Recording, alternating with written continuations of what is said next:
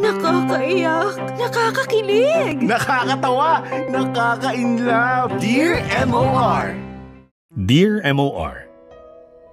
Magandang tanghali sa nakikinig at nanonood ng Dear MOR ngayong araw na to. Please itago nyo na lang ako sa pangalang Andre. I'm 27 years old and isa akong data analyst dito sa Eastwood. Hindi ko alam kung paano sisimulan tong kwento ko so diretsuhin ko na lang agad. I am in love with my best friend at hindi ko alam kung anong gagawin ko. Hindi ko alam kung dapat ko bang aksyonan tong feelings that I have for this particular person. Tago na lang natin siya sa pangalang Gio. Nagkakilala kami ni Gio nung sumama ako sa mga office mate ko na mag-basketball. Ilang oras na kami naglalaro, tapos biglang dumating si Gio.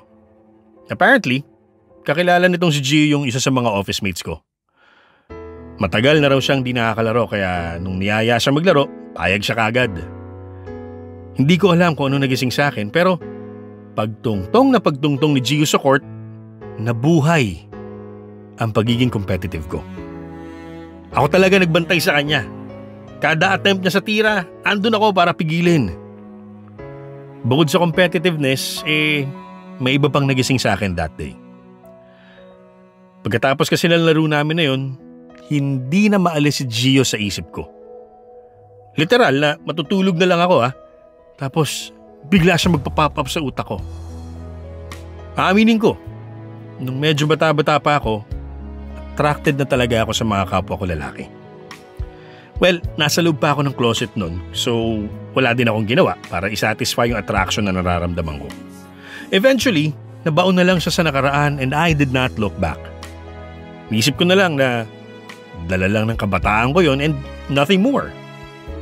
Well, fast forward tayo to the moment na nakilala ko tong si Gio.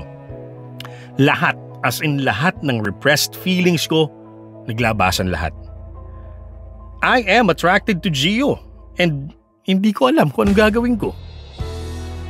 Ilang araw ko nang tinititigan tong number ni Gio sa phone ko and I'm fighting the urge to call or message him.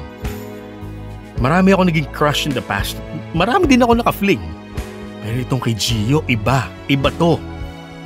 Hindi lang to yung simpleng crush ko siya. I am so attracted to him and nakakatakot. Natatakot ako na pag nag-give in ako, baka masaktan lang ako sa bandang huli.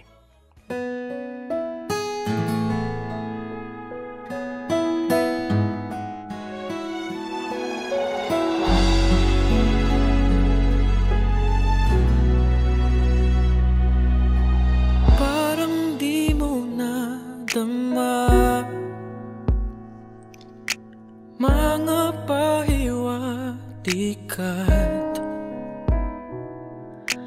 pagsulyap sa iyong mata. Ba't hindi mo makita? Nasa harap mo lang ako. Ba't hindi nagtatagpo?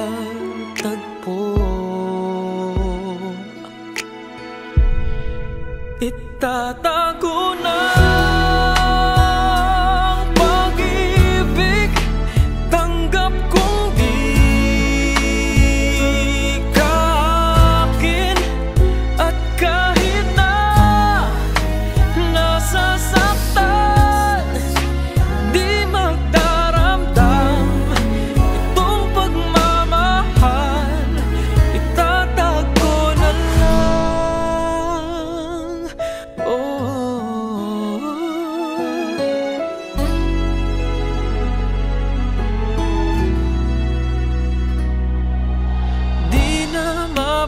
bago ang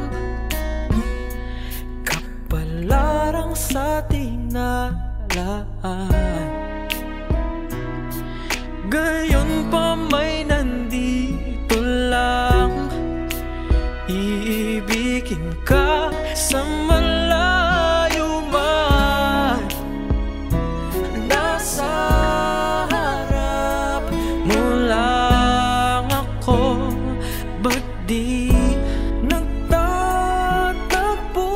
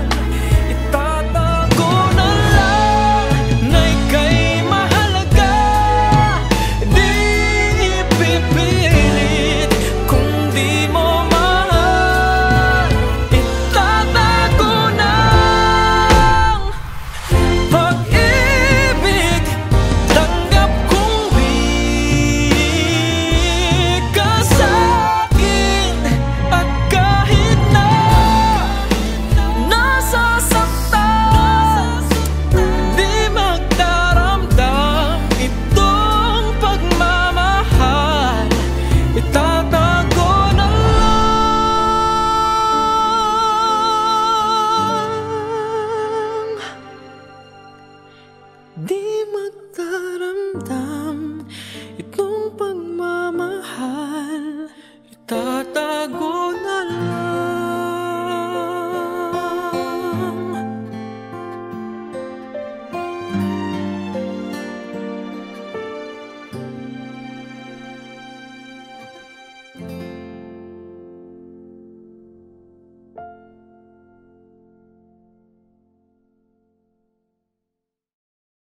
Dear M.O.R. Ang mga kwento ng puso mo. After a few weeks, nag-decide na akong hindi ko na i-message si Gio. Takot kasi ako. Takot ako sa mga pwedeng mangyari. Aminin natin, dito sa bansa natin, hindi pa talaga accepted ang same-sex relationships. Sure ako, marami akong maririnig na kung ano-anong masasakit na bagay pag bigla ako nag-out. Akala ko talaga, yun na yun. That was that. Tapos na kami ni Gio. Hindi ko na siya i-message, and di na kami magkikita ulit. Problema nga lang, may iba palang plano yung tadhana para sa amin. Out of the blue, naka-receive ako ng message from Gio. Meron daw kasi siyang tickets para sa isang well-known basketball competition, and hindi raw siya sinipot ng kasama niya. Sabi ni Gio, sinubukan daw niya i-message yung ibang mga friends niya, pero walang gustong sumama. Ayaw naman daw niya masayang yung ticket na nasa kanya na, so nag-decide siya, i-message ako. Nagiba lahat ng pader na tinayo ko para sa sarili ko. I gave in. Sumama ako kay Gio para manood ng basketball. Ang weird lang kasi, ilang linggo pa lang kami di nagkikita pero parang feeling ko mas gumwapo si Gio. Habang magkasama kami ni Gio, unti-unti na nga ako nahuhulog talaga sa kanya. Wala na ako masyadong pakialam kung I'm risking my heart or my feelings or kung ano man. Sa loob ng stadium, sa mga oras na yun, ay, perfect lahat. Habang lumilipas yung mga quarters ng laro, mas dumidikit naman ako kay Gio. Kaso nga lang, sabi nga nila, every good thing and all good things must come to an end. Tapos yung game. And we said goodbye to each other. Dito na nga medyo lulungkot yung kwento ko. Kasi habang naglalakad kami palabas ng stadium, sabi ni Gio sa akin, aalis na siya ng Pilipinas within the month. Wow, nakahanap kasi ng trabaho sa Hong Kong tong si Gio. And yun na sana nga yung huling gabi na makakasama niya yung mga friends niya. Nagpasalamat siya sa akin kasi nagawa ko siyang samahan. Well, within 1 month nga nabalitaan ko lumipad na si Gio going to Hong Kong. Hindi ko man lang nasabi sa kanya yung totoong feelings ko.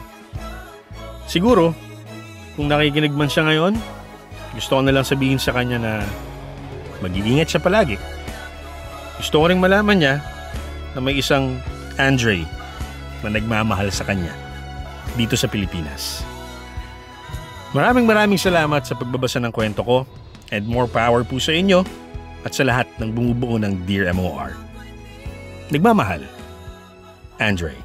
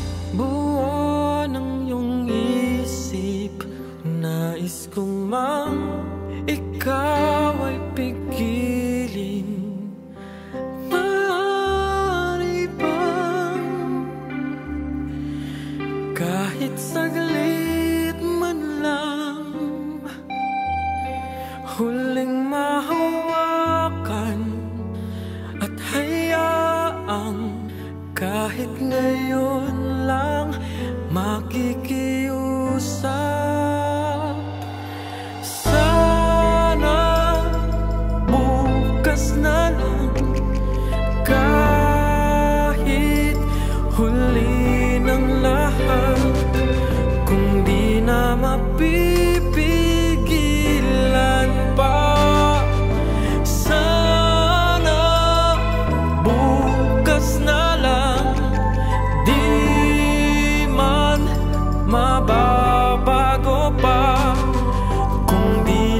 mapipigilan pa? Pwede pa bang bukas na lang iwan?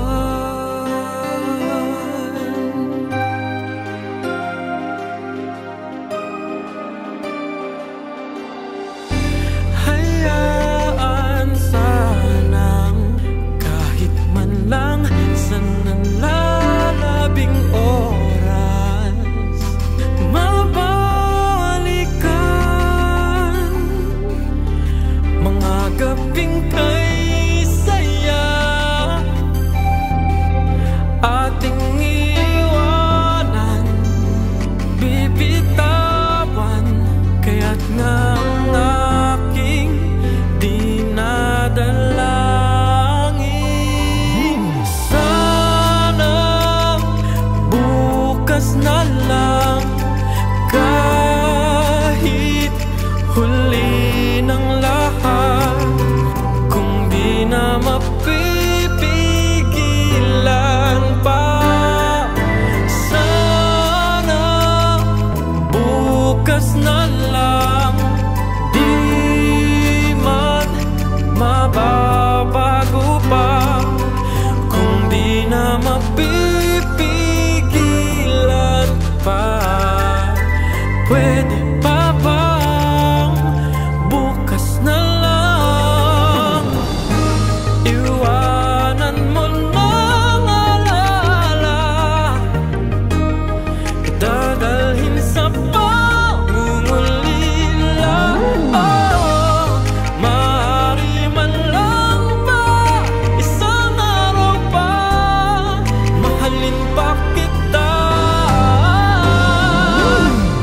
Sana bukas na lang, kahit huli ng lahat, kung di na mapipigilan pa. Sana bukas na lang, di man mababago pa, kung di na mapipigilan pa. Pwede pa bang bukas na lang iwan?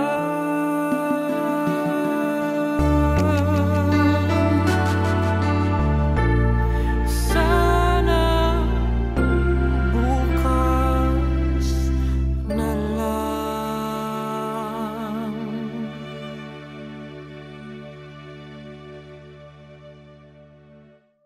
Dear M.O.R. Ang mga kwento ng puso mo.